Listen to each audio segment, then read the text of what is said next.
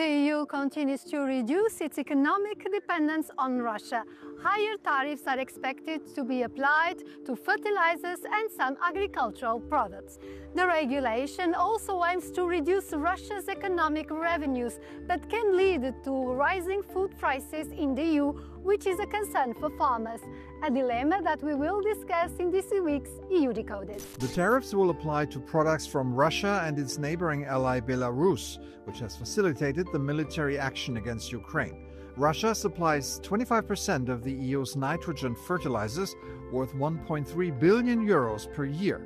From July 1st, these fertilizers will be subject to tariffs ranging from 6.5% this year to levels close to 100% by 2028.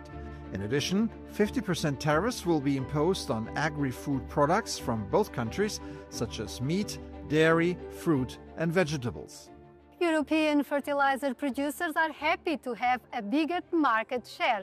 However, farmers are worried that the prices of these products will increase, since Russia is a major global producer and sells them at cheaper prices. Let's hear what some Europeans think about this issue. Ανεξαρτήτως κόστους, η χρήση χημικών λιπασμάτων είναι απαραίτητη, διότι χωρίς αυτά η παραγωγή θα είναι πάρα πολύ μειωμένη. Τώρα πάμε εμείς, ψάχνουμε για άλλες λύσεις, ψάχνουμε για οργανική ουσία, για κοπριές και τέτοια. E, portanto, se as medidas militares ou na parte militar não estão a resultar, a parte económica terá que entrar em funcionamento. E daí... É prejuízo para todas as partes, quer para a parte da Rússia, que não consegue colocar os fertilizantes, quer por parte dos europeus que precisam dos fertilizantes e não têm fertilizantes para usar. Haver uma compensação, porque quem não podem ser os agricultores e o consumidor final a ficar com esse encargo. Euronews reporter Gerardo Fortuna will help us understand the impacts of these measures. The EU has imposed barriers on imports of Russian goods since the full-scale invasion of Ukraine 3 years ago. Why now the focus on fertilizers? There's a strong moral and strategical rationale. Russia imposes 23.5% export tax on fertilizers, which means that by buying these products, the EU is indirectly financing the war in Ukraine. And of course, by imposing tariffs now, the main goal is to make unattractive for Russians to export these products, but also to European farmers to buy these products. The European fertilizer sector welcomed the move, saying that they have been badly hit since the war. What is at stake for the domestic sector in terms of producing fertilizers? The European fertilizer manufacturers have deeply concerned about the Russian imports because, of course, they're cheaper, particularly the nitrogen-based one. And despite the war, there's been an increase of imports from Russia. There's also an environmental aspect because the production of fertilizers has roughly half of the carbon intensity of the Russian manufacturing of fertilizers. So by importing this fertilizer from Russia, we also drive emission up. On the other hand, farmers are worried. Why are they so worried, and can the European Commission assume some mitigation measures for them? You have to balance the geostrategic interest with the real things that farmers are suffering. Of course, by imposing tariffs, you distort the market and you eventually drive prices up. There are some mitigation measures.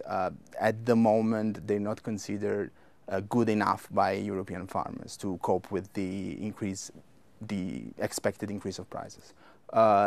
The most likely scenario is that actually farmers will be squeezed by the increase in production costs and the impossibility to raise the final price for consumers. Europe remains highly import dependent.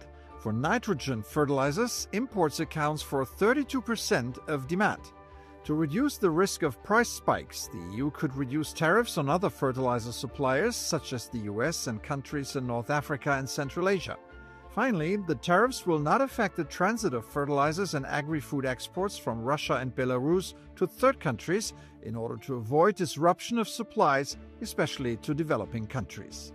Our guest is MEP Eneze Vaidere from Center-Right EPP Group and rapporteur on this regulation. Will the EU fertilizers producers have enough time to ramp up their production in order to meet demand and to avoid a price spike of these products? You know, our fertilizers producers in European Union already now have lost a lot of their plants. They stopped their activities due to these cheap imports from Russia. And now, as we calculated, there's at least 3 million tons spare capacity over the 8 million tons, which is has been exported to in other countries. If something happens, we can also turn to another mitigation sources, for example, to lift some export import duties from another countries. Farmers fear rising food prices in terms of their own production. So can this be avoided or offset somehow? Commission is obliged to monitor every month prices, because prices, this is also our interest. You, me, you are paying for agricultural products, and if the prices rises, we will be paying more. So Commission is obliged to monitor every month and to do something if this price increase will be dramatic. This could be subsidies or other could be subsidies. From the beginning of the war already, if I'm not mistaken, some 500 billion or euros have been spent already to help the farmers. Commission knows what to do. The EU has recently decided to cut all Russian fuel imports by 2028. Should the EU think about other ways in order to choke Russia's economy? You know, in my eyes, we have to do much more. And I'm enthusiastic, and I provided also the plan for European Commission how to confiscate the sources of Russian assets, which are mostly in Belgium's bank. Now we can use for Ukraine only profit from these assets, but confiscation of these assets could help Ukraine more. Wonderful. Thank you very much, madam. Gas is an essential ingredient for fertilizer production. So the EU is indirectly targeting these Russian assets as well. However, Russia is the world's largest producer of fertilizers, with its main markets being Brazil, India, the US, China and Indonesia.